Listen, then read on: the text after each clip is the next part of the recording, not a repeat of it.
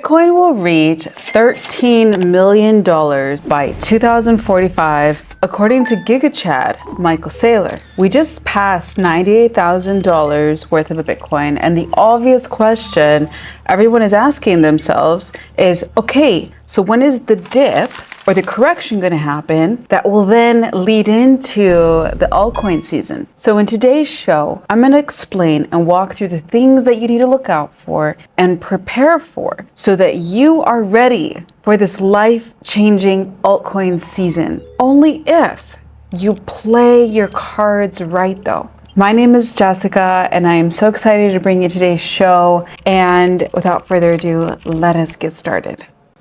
So we're going to start off by checking out Bitcoin's price. At the time of this video, we are at $97,000, 600 and some change of a Bitcoin. But that is a very, very, very recent and minor correction. We are still hanging on. As you can see in real time of this video, we are inching our way up back to $98,000. Earlier today, we hit $99,000 for the first time. We are in the zone. We may very, very likely reach $100,000 by the end of today, my day. And as you can tell, it's already nighttime. Definitely over the weekend. I know weekends are supposed to be slightly volatile, but we are not living within, we are not repeating history. There's a general rhyme to it, sure.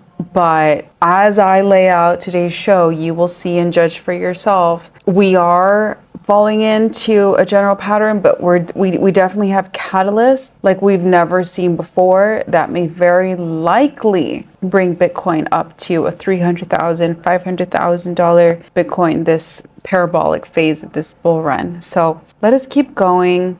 That said, as you can see on my screen, or if you can't, this is the Bitcoin ETF inflows or flows, both inflows and outflows for Bitcoin across all of the top institutions. As I'm zooming in here, Blackrock, Fidelity, Bitwise, all the way down to Grayscale.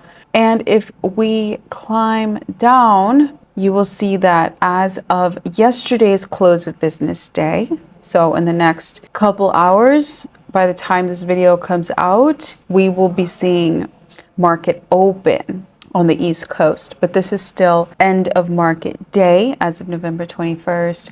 And as you can see, starting from the left over to the right, you can see tremendous inflows. And we do see some outflows for Grayscale here at the end. But once again, this is not to be alarming because these institutions are smart money and they have large teams and they know what they're doing. And Grayscale buys in tremendous amounts almost every single day. So this is not alarming. This is just them moving their pieces on the chessboard. That said, zooming into Bitcoin ETFs, we do have this tremendous piece of news to be very excited about. We have some stats. So Bitcoin's ETFs surpassed, as of yesterday, $100 billion in assets. That's huge.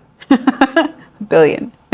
And they just started trading this month. It's been 11 months and we have already seen 100 billion in assets and value in Bitcoin's ETFs. This is so huge and monumental. I don't think we can even fully grasp what's happening. And as you can see on my screen, you would see Bitcoin's ETFs in orange here catching up just slightly behind gold's ETFs. We have 121 billion for gold and 104 billion for Bitcoin after just 11 months, as I said a moment ago. So we are definitely going to be surpassing gold. We know we surpassed silver. We know it's happening in real time and very, very fast. And this is just funny here on the screen for you. It's a meme of how we blinked. And before we knew it, we went from $70,000 worth of a Bitcoin all the way up to 96,000. Oh my God. And here we are. Now we're looking at very likely hitting $100,000 Bitcoin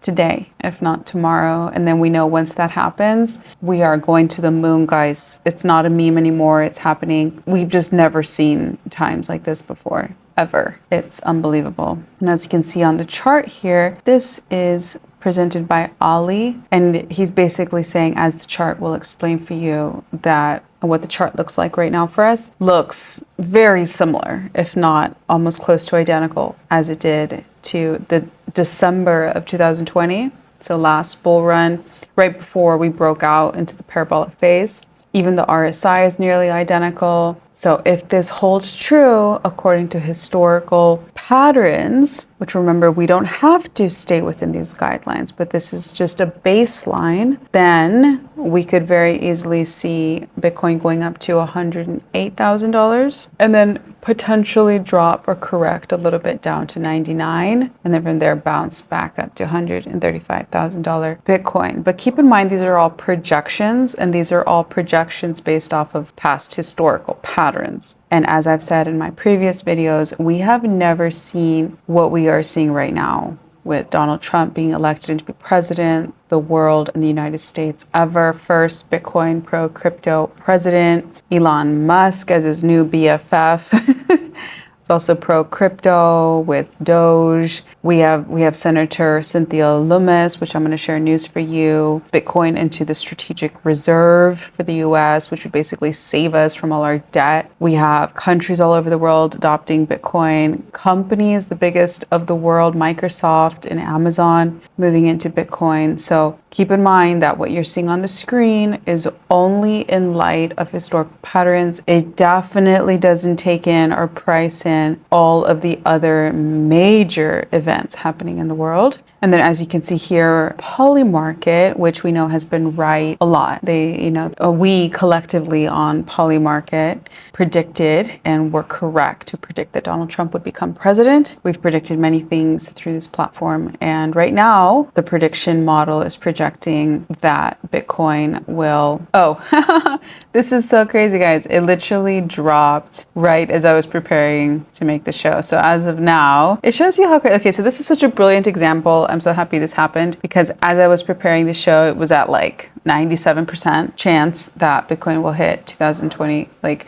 it'll hit $100,000 by this year. But as of now, we're looking at an 89% chance that Bitcoin will hit $100,000. Keep in mind, this is market sentiment. This is our general vibe of the crypto market. So as of now, we're all leaning towards yes, which is just going to happen over this weekend. I'm calling it. And then some more bullish news tying into why I was telling you a moment ago that this bull market is unlike any other bull market, okay? Because we have news like this. As I'm sharing with you right now on my screen, we have Teresa Gullion, that was my grandmother's name, Gullion, a blockchain advocate and critic of the SEC enforcement, is gaining traction as a leading contender for the SEC chairman role. So this is a rumor. Keep in mind, this is not confirmed. I'm not saying it's confirmed, but this is being highly circulated to the point where it's been published by Cointelegraph that checks its sources. So this is not confirmed once again, but this is the rumor. And as you know, likely it's true. And then in any case, it is extremely bullish for us anyway, because it just means that she's being considered. And this is wonderful because it lets us know the direction our new government's moving in, which is very pro-crypto, which is going to have a wonderful effect on our crypto bags this bull run. Very exciting. And then all of that to get, to bring you this piece of very juicy news, which we've all been waiting for, especially since Trump said it was going to be the first thing he was going to do on day one. I can hear him in the back of my mind saying the first thing he would do on his first day of being president was going to be to fire Gary Gensler, which I guess technically, legally, he doesn't have the right to fire, but he can strongly propose, and he has a large weight in his vote. But anyway, the point is, we know that there are conversations happening behind the scenes, as there always are, and Donald Trump is not officially president yet. This will happen on January 20th, but also on January 20th, or on Donald Trump's first day as president, as he promised, Gary Gensler will be stepping down as the chairman or the chair of the SEC. So this is his official tweet, and then he goes on to explain his whole story, and then that will be the end of Gary Gensler. And here we have it from Senator Cynthia Lummis, who we know has been championing and leading the way and defending the crypto space since a very long time. I don't have the exact date on when she started, but I'm so grateful to her, and I think we all should be, because through like the murky times of Gary Gensler squeezing the crypto space and all the random Wells notices and summoning, like all these crypto founders and investigating everyone and cracking down on everyone, Cynthia was over there already proposing the Bitcoin strategic reserve. She was fighting for us. And I heard her interview today, and she is, she could be like our mom. She is a very approachable human, but very logical and makes so much sense. And what she explained in today's interview, which I won't play for you, you can just YouTube it. She's interviewed by a news anchor. She just explains how she would make it happen and how it actually helps save the US from all its massive debt, which has an effect on the global marketplace, because she said they wouldn't print. Her plan doesn't recommend the US print more US dollars. Instead, she proposes that the US government simply cash in on all of its gold notes and its reserves it has across the several federal bank accounts that it has. So using existing assets to cash it in to buy Bitcoin. And then this would help hedge against all of our debt and inflation, because the US dollar is going down in value, US debt is going up in value exponentially because the US dollar is actually losing value. So it's like a double problem. And then what is so beautiful of our plan is that by bringing Bitcoin in that's only going up in value, it would be this like beautiful there'd be like a leveling out effect. And then something I was thinking about today, what would be very, very interesting would be if the US or somebody, I have a feeling Elon's going to propose it, but you heard me call it first. It'd be interesting if the US were to follow, which Trump is talking to Michael Saylor from MicroStrategy on his strategy, which is, what if the US were to collateralize its Bitcoin that it seized from Silk Road and like all the other criminal companies, to collateralize it and buy more Bitcoin. Can you imagine how that would skyrocket the price? And it would probably save, Bitcoin's price would rise, they'd collateralize it, buy more, and then since the price rose, it might actually help level out the debt. I don't know. That could be so bomb. That would be so beautiful if the US government were to do something like that. Who knows, guys? Because we are making history, so we never know what could happen at this point anymore. That said, this tweet is very, very long, but I share it with you. You can go look him up. Jim Bianco, he's a macro investment researcher, and he shares basically what Michael Saylor's prediction is on Bitcoin's projected price by 2045. As I was sharing in the intro of this video, Michael Saylor predicts that Bitcoin will be worth $13 million, right? Which would bring Bitcoin's market cap up to $250 trillion. Compare that to its market cap right now. Bitcoin's market cap right now is $2 trillion.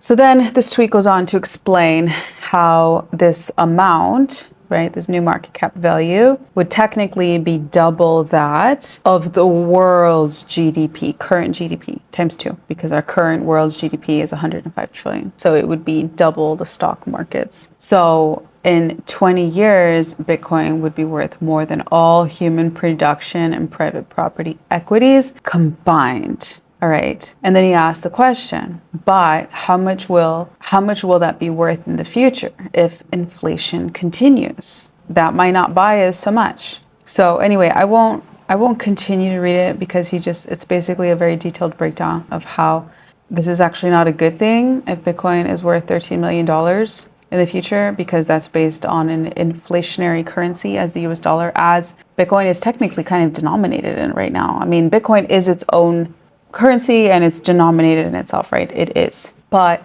in terms of how we quantify it, and if we think in terms of how we're going to use that Bitcoin, for now anyway, as Chamath Palihapitiya was explaining on the All In podcast, the last episode, I'd encourage you to go watch it. He explains, and you would, if you think through it, you would also probably agree that right now there's the diehard Bitcoin maximalists that are holding Bitcoin for in and of itself's own value, worth, Bitcoin in itself, assuming that in the future someday Bitcoin will be considered, you know, like gold. It will be, assuming it will be a global currency and assuming that Bitcoin will become all these things. But as of now, a lot of people, and definitely the way the market calculates Bitcoin's value is they calculate it in terms of the US dollars or USDT, the digital version that is required to buy it. So anyway, all of that to explain Bitcoin is going to the moon.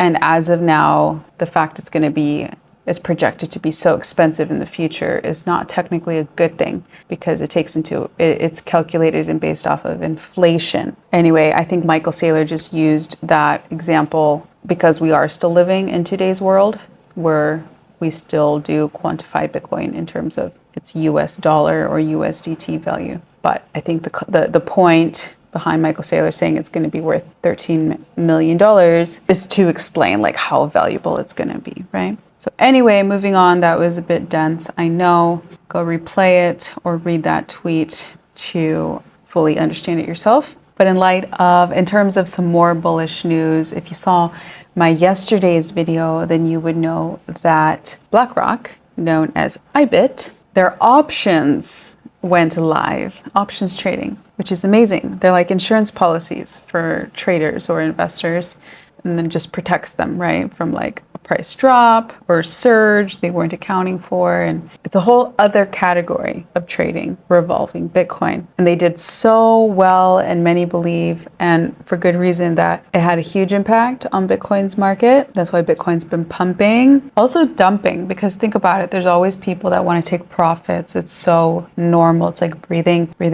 breathe out, breathe in, breathe out, right? So very normal not to be alarmed, but it is a huge piece of news and reason to be so excited, because every single day, if you've paid attention, every single day this week, for the last 2 weeks, I've been bringing it, for the last months, every time I make a show, there is so much news to tell you. And this is radical, because if you think about it, 3 to 4 years ago, if we had heard even just one of these pieces of news, it would have sent tidal waves through the space. Everyone would have been like, oh my God, we're making moves. And these are happening every day, like in a stacked, like we're stacked with news every single day. So it's unbelievable. That said, some more exciting news for you. We also have news from China, where a Shanghai judge declared or said Bitcoin and crypto are property and that their ownership is legal in China. This is huge for so many reasons. Mainly, well, for one, let's break it down, right? Like, this is marketing for starters, right? Like, everyone is reading this. Everyone in China now is reading this, and they're being exposed to crypto and Bitcoin. Like, what? You know, what is this? And oh, it's legal. And, you know, people's like their brains are churning and they're thinking about the possibilities now of their future. They can buy crypto. Oh my gosh. This is also awesome because in China, which is like, I don't want to call it a police state, but it is, you know, like everyone's monitored by their biometrics, tracked, they have social scores. Think the movie Squid Games. Not that, I'm not saying it's gory like that, but in terms of how everyone's tracked and scored and like monitored for, you know, and controlled. That's China for you. I went there years ago, but my family went recently and they told me like they were all laughing because they all had scores and all these things. So this is a big deal, because China is not allowed, investors over there, they're not allowed to leave the country with their money or like a large amount of money. I may not be saying this exactly correct, but I know this is a fact. You can Google it. So the simple fact, a judge in China is saying it's legal for them to own crypto and Bitcoin that can very easily be taken out of the country now, right? You just have a ledger, your cold storage ledger, or your wallet on your computer, and you can leave the country with all your money. This is so progressive of the Chinese government. And you know, they're not dumb. So I don't want to get this, like, take this down the rabbit hole, but like, you know, they're not dumb. So it just really makes you think about like how they're thinking through, like what their logic is in doing this. And either way, the point is, without thinking too deep into this, it's exciting. I'm excited for the Chinese people and for the global markets because now we can all interact more with each other, right? Which is great for like global economy. So huge news with massive repercussions. And then here we have this by Tech Dev, and he's asking, which is what we're all asking, right? And this is what I wanted to talk about in my video with you today, is everyone's wondering like, when is altcoin season going to start, right? And this is what he talks about here. And this is the chart that he shows. He says, not sure, like he's not sure. He says, but the last two altcoin season bull runs started after 3 consecutive weekly closes, the week closes, over the last weekly high. So it has to look like a staircase up. And that is very much so what we've been seeing in these last few weeks. It's been like, we're going into our 3rd week or something of positive price action. But keep in mind, and I shared this in like 3 videos ago or sometime in the last weeks ago, watch my videos, like and subscribe. In one of my last videos, I shared some research, but basically and some charts that show that, once again, not every bull run's the same as the previous year, but there are general patterns. And if we take into account all of the past bull runs, there's a range between 3 to 6 weeks in which Bitcoin was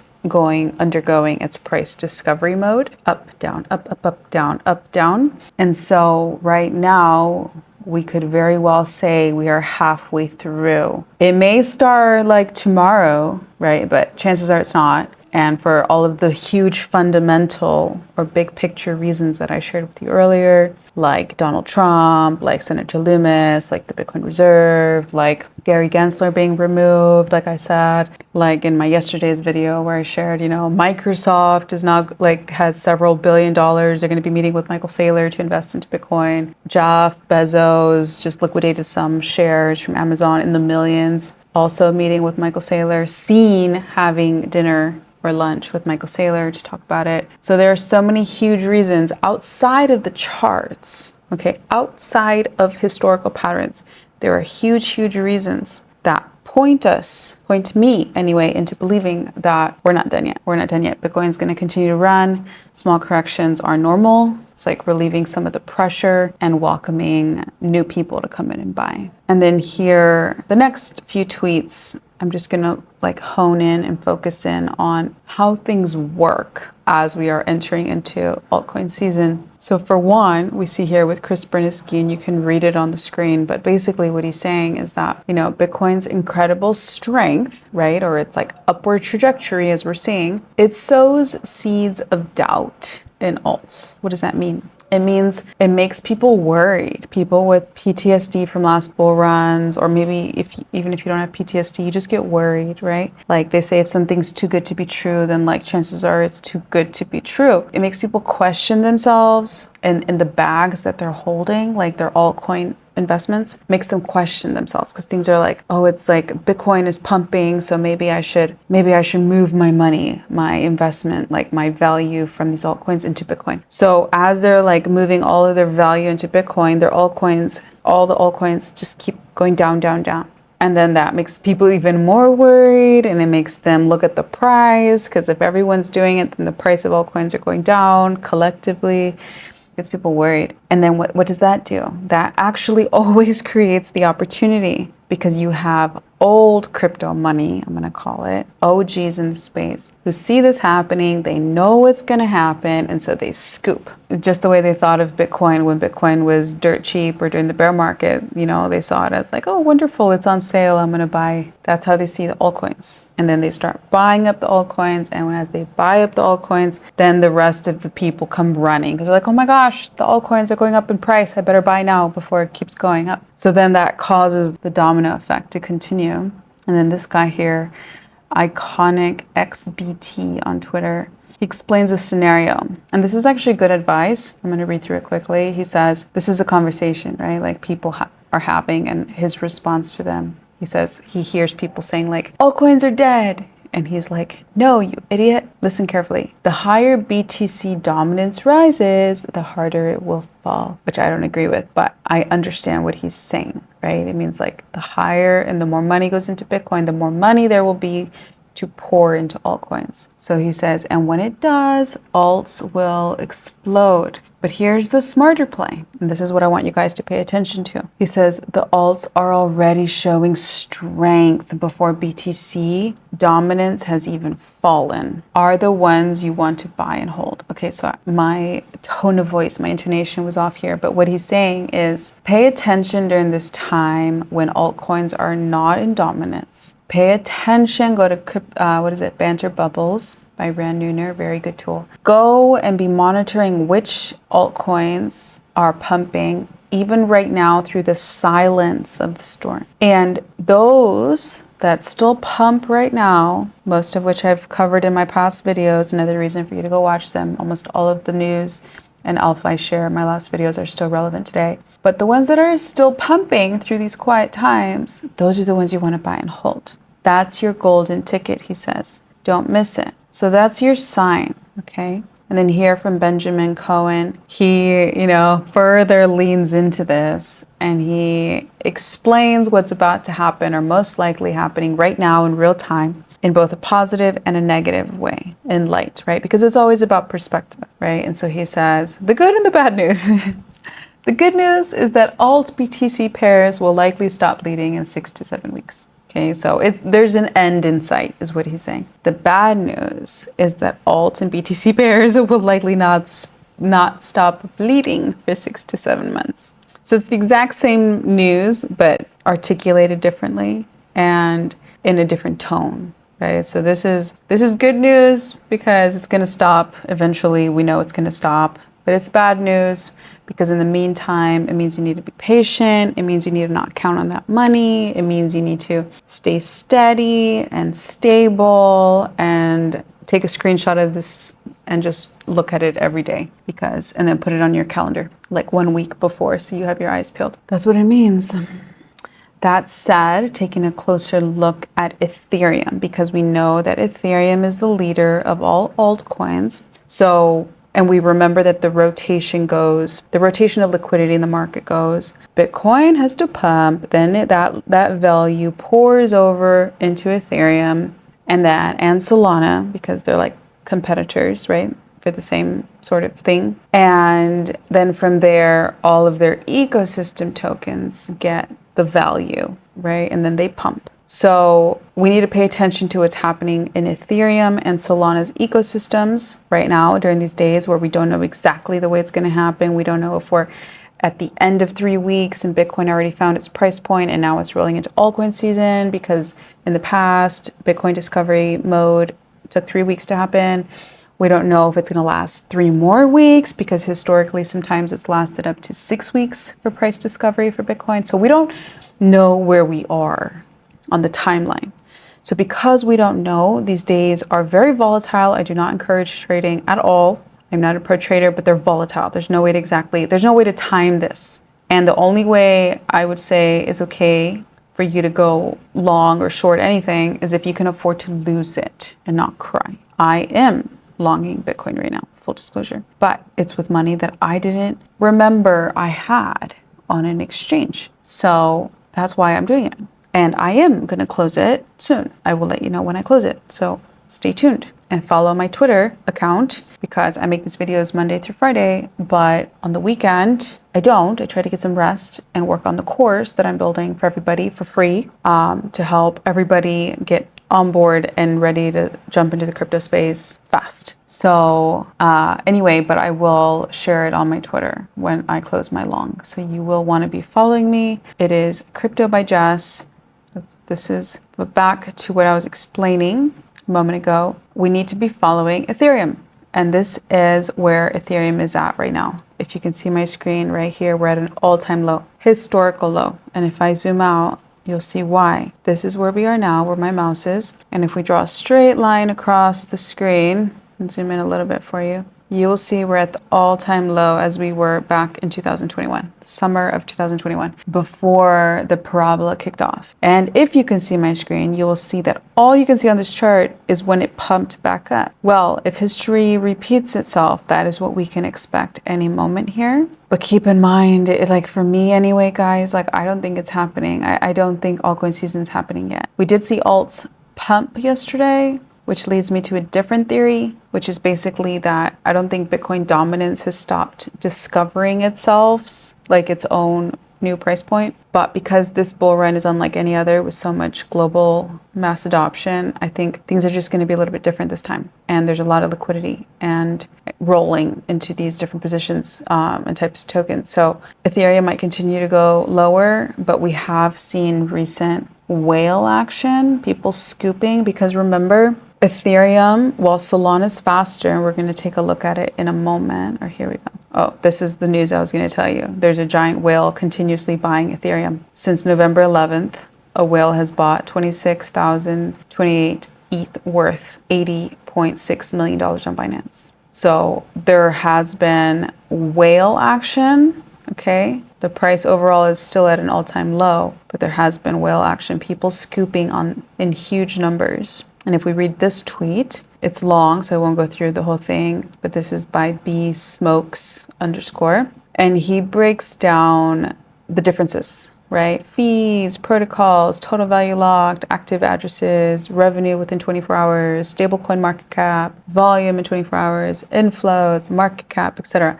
between Ethereum and Solana. And it shows you the pros and cons, right? And Solana's faster, sure. It has more active addresses, sure. All these things. But what Ethereum is like, wipes it out of the water, is when it comes to real world assets on Ethereum. Solana only has 134 million in real world assets. Ethereum has 2.998 billion in value. So this leads me into this connects to my theory on how this bull run is just different, because we have institutions playing with us this time. And now that Bitcoin ETFs have been approved, we know that the Ethereum futures were already approved a long time ago, like a year ago, over a year ago. But it's only been with the Bitcoin ETFs being approved and traded in such huge volumes. As we saw a moment ago, we just surpassed $100 billion in value. And now with the Bitcoin Strategic Reserve and Trump trying to make America great again, bring commerce back, all these things, and such a heavy pro-crypto cabinet that he's building to back him. I think his head of commerce is also like a crypto person. We know, and we've heard, and we know, especially based off of this fact, that fintech and TradFi, traditional finance, they are going to be entering the crypto space using our technology and probably using Chainlink. That's why Chainlink is a good investment. It's a long-term investment. So as they enter into the crypto space using our technology, if anything, and definitely making their own digital currencies and entering the game, they are going to use Ethereum. Some may use Solana, but for the really high stake, like big financial companies, they're going to use Ethereum because Ethereum's never been hacked. Only once in the beginning, and then they fixed it right away, and that's it. Ethereum has proven itself. So this is why we see these huge purchases, because I think some big people are front running us while Ethereum's still on sale. So that's the value I think is being driven into Ethereum already. And we know that Ethereum's rolling out, what is it called, Mega ETH, to speed up the network. So they are working on updates too. And this is what we see here from Kapoor on Twitter as well. He shows Ethereum showed a 7.16% surge out of nowhere. And this is what caused the pump yesterday. So Ethereum's already pumping. So once again, we're starting to see signs of altcoin season and big ones. And then Ethereum's